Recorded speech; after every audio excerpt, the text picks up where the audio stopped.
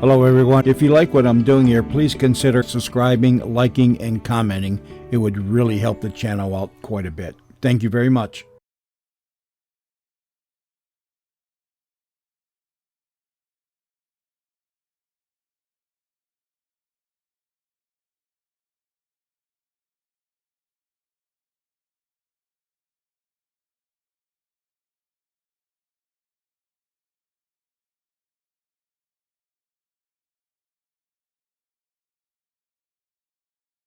Quiet, please.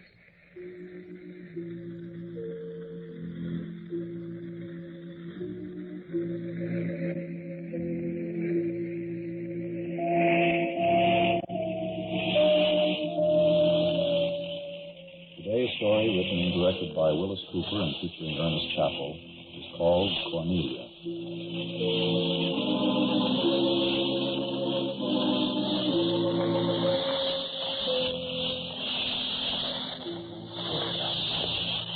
I'll tell you everything from the very start.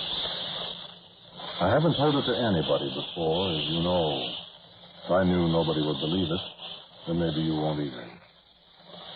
Not that it'll do any good if you do believe it, nor for that matter any harm if you don't.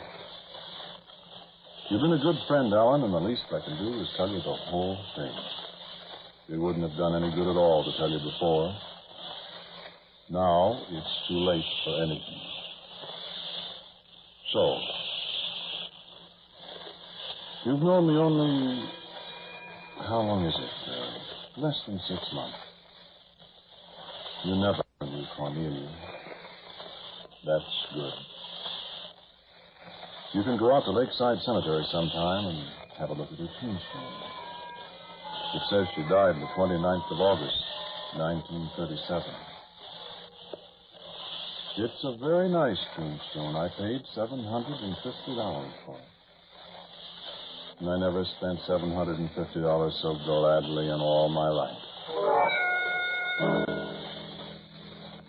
Cornelia and I were married a little more than 8 years. Cornelia was a year and 2 months older than I. Did you ever have a childhood sweetheart, Alan? From school, grammar school, and through high school? A girl maybe that you watched grow up from pigtails to hair ribbons and onto a page boy bob, from pinafores through midi blouses to a white graduation dress. A girl that shared algebra, Plymouth Rock, and the 3 parts of Gaul with you. There's a kind of shadow of marriage in the relationship of kids who share all their school days together, Ellen. From the first pencil boxes to a rolled-up high school diploma and a handshake from the superintendent of schools. 6 hours a day together, 9 months a year for 12 years. Thinking the same thoughts, facing the same problems. It is a little like some ancient fundamental marriage. You know what I mean, Alan? And I feel sorry for people who haven't had that experience, if there are any. I'm glad I had it. You didn't know Barbara, of course. Barbara is just a name. Like Cornelia is just a name. I don't know when it was that Barbara and I first knew we were in love with each other. When we talked about it, it seemed we'd always been in love. And yet there was no beginning that we could remember. And there's no end either.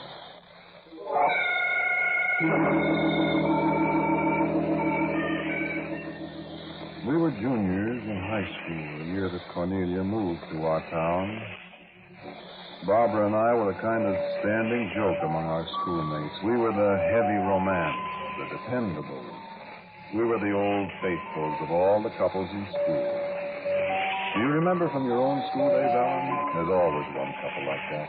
Everyone expects them to graduate, get married, then live happily ever after. Sometimes they do. In our case, you know all about that. At least you know we didn't. lived happily ever after. Cornelia was a beautiful girl. No, I won't describe it to you, because anything I'd say would merely be the description of a beautiful woman. So you imagine her any way you want her. You never saw her. You'll never see her. She died 10 years ago. Cornelia could have had practically any boy in school she wanted. She knew that, of course. The whole school knew it. She took her time. Paul Loman, he was football captain. He had 2 dates with her. Johnny Martins, who thought he could sing. Johnny lasted part of one evening with her. Cornelia sang, too. Eddie Braden with his Jordan convertible. Cornelia was lucky. Ray Allison, Bill Shirley, Shorty Lawrence with his patent leather hair. They all fell. Then Cornelia laughed. Only I was thinking.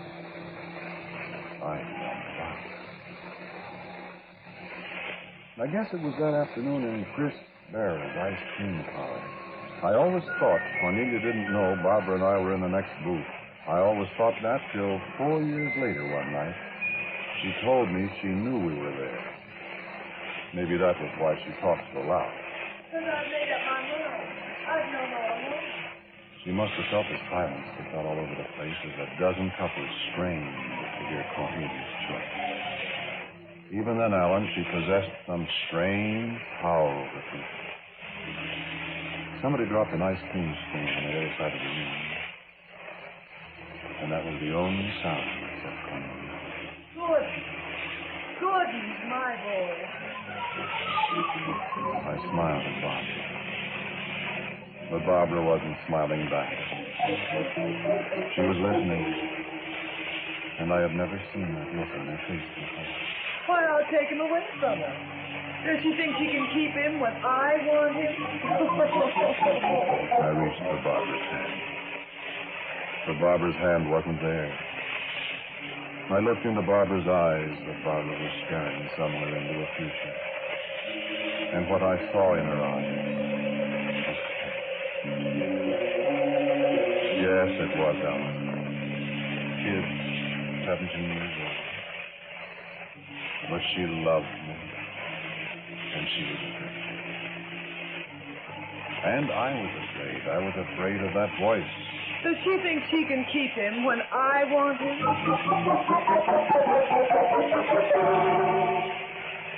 Barbara had a headache when I came to take her to see Hell's Angels at the Idle Hour that night, and I knew I should have stayed at home with her, but I wanted to see that picture. Remember it, Alan? It was a great picture in those days. Barbara never did see it. Cornelia did, though. It made a good subject for conversation between us a couple of days later after school. And before I knew it, I was walking home with Cornelia. Then Cornelia was singing. Remember that thing from Blossom Time? You are my song of love, melody immortal, echo of paradise. How many times I've heard that song. Sticky, sugary, sassy, sentimental. Stolen from that beautiful theme in the entrance. But that first time, it was a love song of a beautiful girl. And a love song to me. Barbara and I had never talked as loud. I found it very intriguing to be with a girl who talked constantly as loud. It is intriguing. And flattering when you're 17. Oh, I saw Barbara. I saw her often. But I saw Cornelia, too. Cornelia saw her. Oftener and oftener. On the way home nights from Barbara's house, I'd hear her voice. You are my song of love. And my steps would turn down the other street. And sometimes I'd start at the Barbara's house.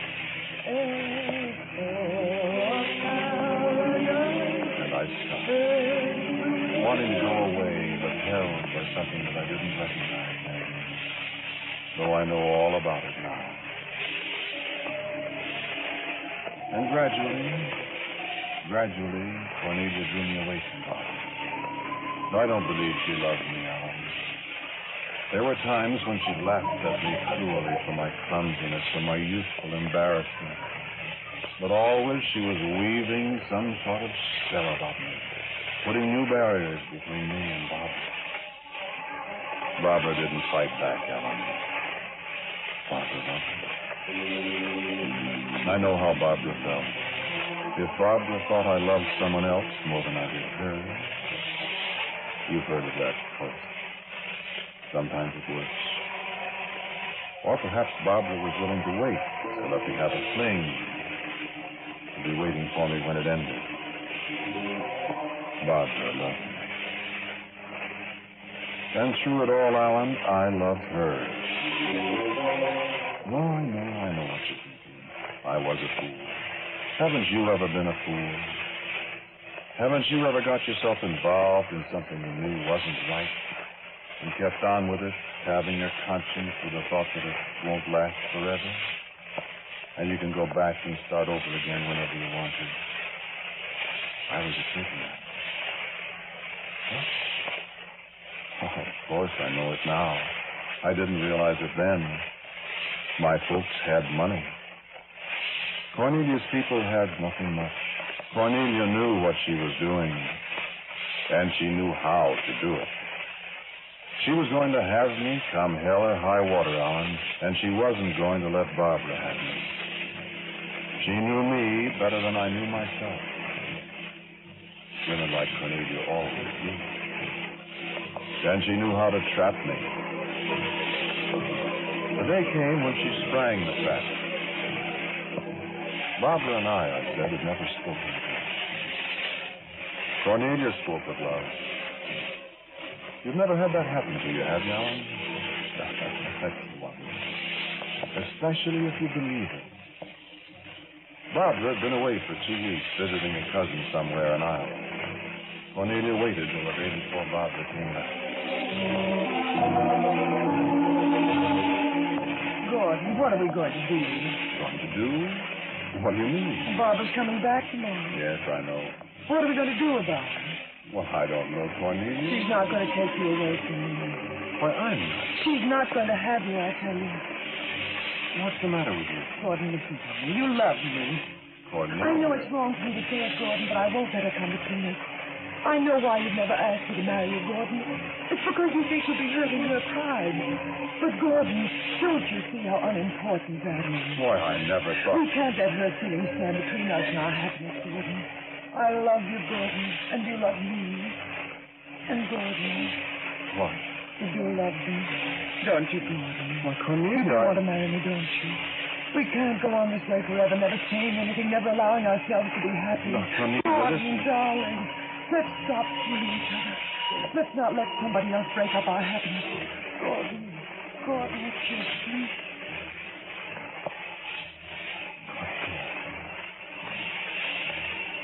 Cornelia. Gordon, darling, I love you. I love you.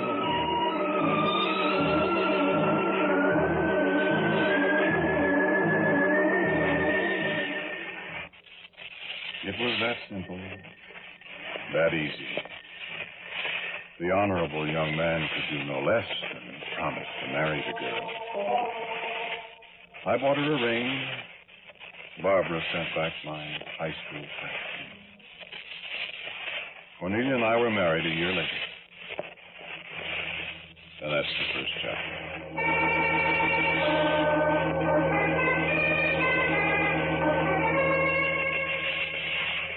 Now, take a look at us after we were married. Take a look at Cornelia and me after 6 months of marriage. In our new home out on Prospect Heights with a new car in the garage and the new furniture in the house and the happily married couple at home. I don't want to be kissed. But, Cornelia... Can't you stop calling me all the time? Who do you think I am? Your friend Barbara? Cornelia? Oh, so that bothers you, does it? What were you doing talking to her this afternoon? Cornelia, was strictly a matter of business. Business, huh? That's a fine story. Cornelia, I can tell you every word she said. Father would have brought the bonds in himself, Gordon. But you know, he sprained his ankle last week and he's still in bed. He said you had to have them today, so I thought I'd drop them by. My hand touched hers as she handed me the paper. I'll have to be running along now. Do give my best to Cornelia. I don't believe a word you say. If I ever catch you running around with her, I'll make life so miserable for you both.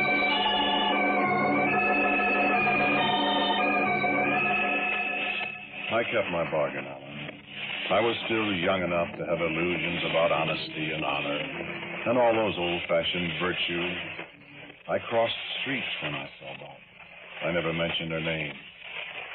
I didn't have to. Cornelia did that. What are you thinking about now? Your friend Barbara? I'd say trying hard. You look nice tonight, Cornelia, darling. At least I look better than that dish-faced Barbara you used to run around with. And at last I had to say something about it to her. I said, Cornelia, listen. I married you because we said we loved each other. I've been faithful to you. I intend to be faithful to you as long as we're married. But I've got to say this. If you keep throwing Barbara's name at me... Look, Cornelia, you know perfectly well that there's nothing between Barbara and me. But if you were trying to force me to see her, there's no better way than for you to keep reminding me of her. Why do you hate her so, Cornelia? All right. You want to know, Gordon. You asked me, and I'll tell you. I've got good reason to hate her. I hate her because she's the one person in the world that might take you away from me. Cornelia, you mean that you do... Let's not talk about love between you and me, Gordon. I'm not going to let anybody take you away from me for a very simple reason. Even you ought to be smart enough to know what that reason is. I'm afraid I'm not, Cornelia. Why, Gordon, you're security for me. Just as long as you have your money, I'm the girl that'll stay with you. That's all you need to me. Is that clear enough? You don't mean that, Cornelia. Why do you think I took you away from her? You said... What I said then and what I say now are two different things. You might as well make the best of it, Gordon. As long as you have money, you're stuck with me. Oh, I'll not create any scandal. I wouldn't give you grounds for divorce for anything. I'm with you, Gordon, for good. Till death do us part, the man said. I'll be with you forever. And the way she said, forever, was like a clanging bell in my heart. And so you want to know why I hate Barbara. I'll tell you, Gordon. It's because I know you still love Barbara. And she loves you. And she's the one minute... I love Barbara, and Barbara loves me. It was a bolt of lightning to me, Alan. Of course I love Barbara. Who is this woman who took her away from me? I'm your lawful wedded wife, Gordon. Don't forget that.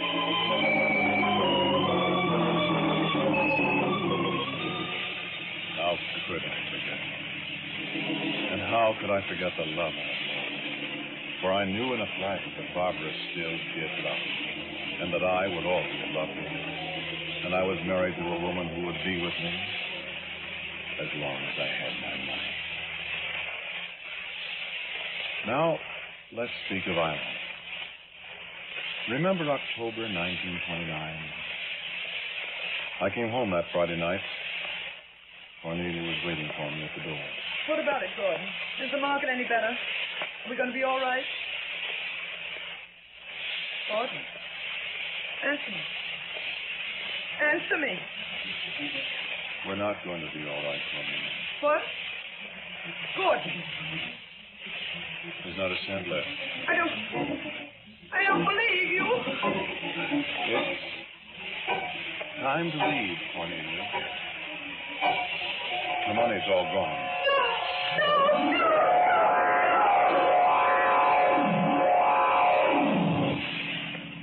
She's had a very bad stroke. Will she? She'll be a helpless invalid all the rest of her life.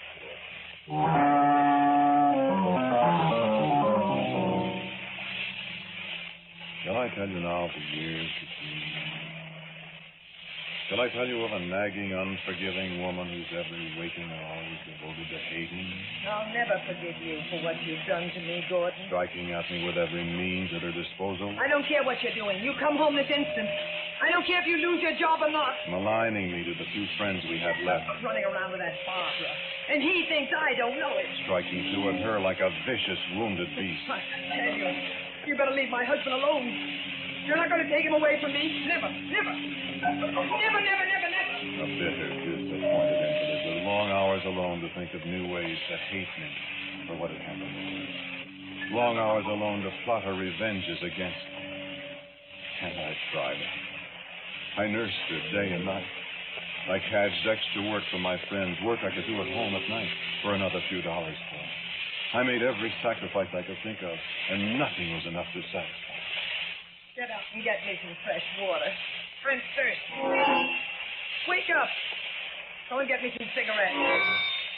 If I can't sleep, you're not going to sleep. I saw the way you looked at me. But you're not going to get rid of me. I'll live on and on and on, and I'll hate you and hate you and hate you. And Barbara, she thinks she's waiting for you. She thinks I'll die and she'll have you. I'll never let her have you, Gordon. You hear me? I'll never let her have you.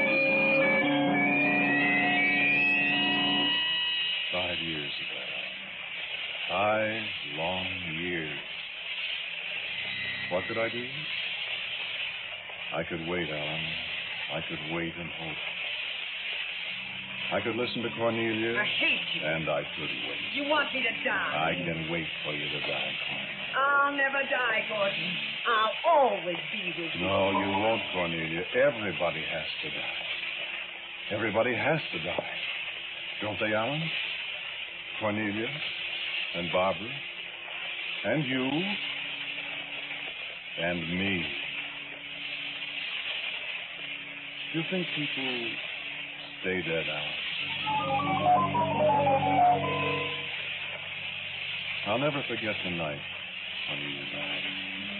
It was like a scene from a play, one of those plays I used to do years ago, the death scene in the old castle. There was something about the house that night that reminded me of those old plays. Even before I knew that was Cornelia's night to die.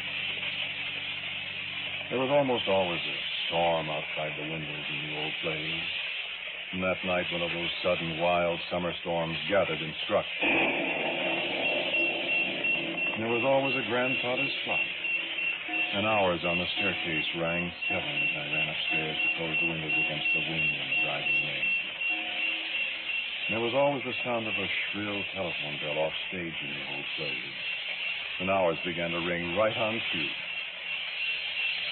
And the last touch of the tragedy was there, too. The lights went out. We had everything out. Even the mad woman raving away in the darkness as I groped my way to her room. Her voice lashing at me like the storm that beat at the windows of the darkened house.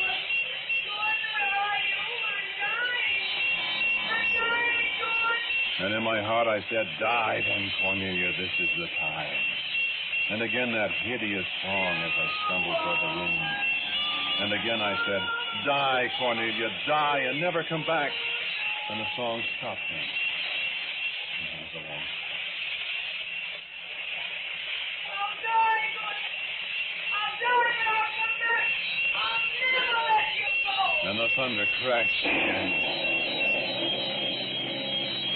And the lights came on. And Cornelia. And then the last touch of the melodrama.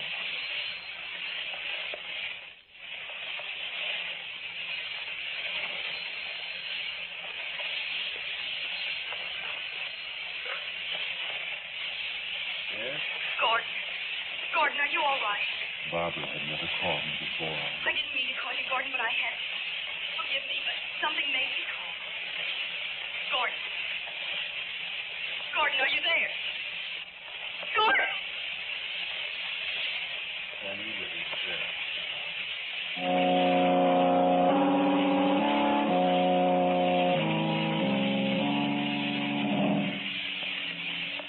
unashamed about it, Alan. Barbara and I were married 2 months later. We had so many years, so many days, so many hours to make up for. Yes, of course, we all dropped those years out of our memories. Cornelia was more than dead. She had vanished, and there wasn't a trace of her in our new life. I love you so, Gordon. I love you so much. I'm afraid. What are you afraid of? I shouldn't say that. It's silly, isn't it? But it's so perfect that... Gordon, nothing can happen to us. Of course not, sweetheart. We're going to live happily ever after. Happily ever after. I wonder. There was a sudden chill in my heart as she said that. There was a different look for a moment in her eyes as she said that. I remembered it a long time after. I remembered it the morning I came downstairs to breakfast and Barbara was singing. You are my song of love, melody more. Barbara! Why, what's the matter, Gordon? What were you singing? I didn't notice, dear. So what's the matter with you? Barbara, never sing that song again. You hear me? I don't know what you mean, darling. Don't you like the song? That wasn't Barbara's voice. Barbara spoke, and it wasn't her voice. Why, Gordon. You look as if you're afraid of me, darling. And it was Cornelia's eyes that looked at me out of Barbara. And I knew. I didn't believe, but I knew. It couldn't happen, but it did. And there was a time to reflect. What could I tell Barbara? Could I tell her that the soul of another woman was taking possession of her? How could I tell her? Was this Barbara, or was it... She was sad. I'd begun to think that it was hallucination that I imagined. And I tried to laugh at myself. And I watched her. And perhaps my eyes on her didn't get very much sleep. And at last opened her eyes. And she smiled. Darling, are you still awake? Why don't you go to sleep?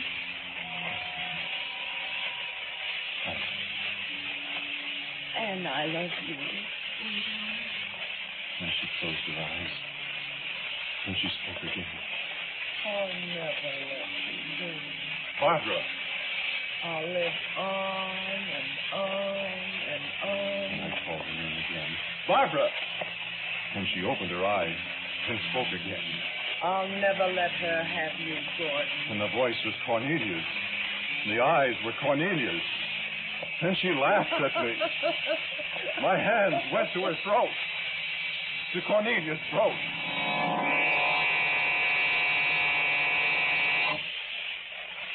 And when the blackness lifted, Barbara lay there.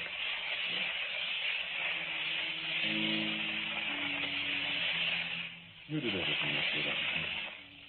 You were good in the journey to the senses when a man could have. But there was nothing you could do I couldn't help. Cornelia had a revenge, didn't she? I know. I hear it. It was good of you to come and share my last half hour with Christmas.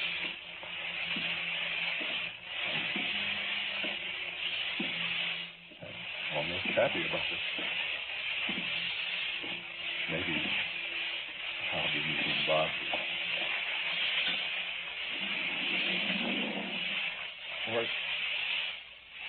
maybe it will be Cornelia.